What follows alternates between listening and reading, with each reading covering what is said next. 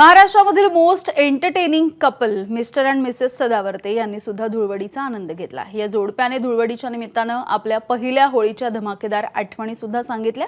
तसंच सर्वच राजकीय नेत्यांना धुळवडीच्या खुमासदार अशा शुभेच्छा दिल्या। कोर्टरूम पासून मी तुम्हाला पाहतोय, कोर्टरूमचं फील्ड असू दे, त्यानंतर एंटरटेनमेंटचं क्षेत्र असू दे, बिग बॉस पर्यंत तुम्ही जाऊन आलात।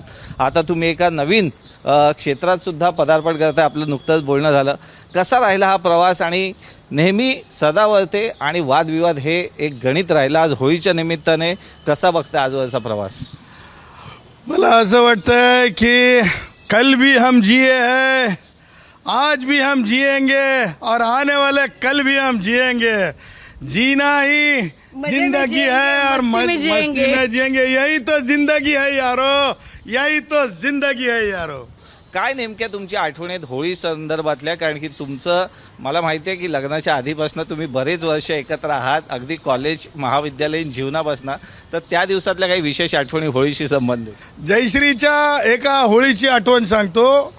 त्या होळीची आठवण म्हणजे जब हमारा टाका भिड़ा था, टाका भिड़ के ये गांव गई थी, क्योंकि धूप के दिन होते हैं होली के। ही गेली माहूरला, म्हणजे देवीचं माहूर। तर त्या माहूरच्या गावची असल्याने आम्ही गेलो यांना रंग लावण्यासाठी।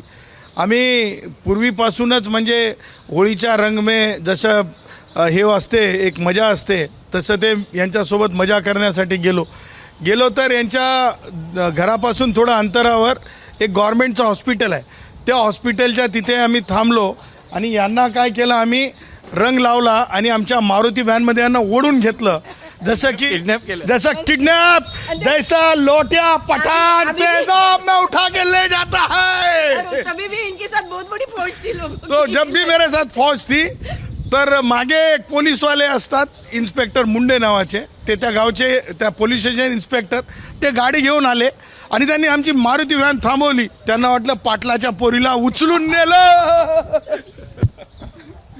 आणि मग त्यांनी विचारणा केली आणि जेव्हा त्यांना हे समजलं की हे एकमेकाचं लवेरिया असलेलं कपल आहे आणि मग हे घरी जात आहे, त्यांनी होळीच्या शुभेच्छा दिल्या आणि आम्ही आनंदाने घरी गेलो। एबीपी माझा, उघडा डोळे बघा नीट।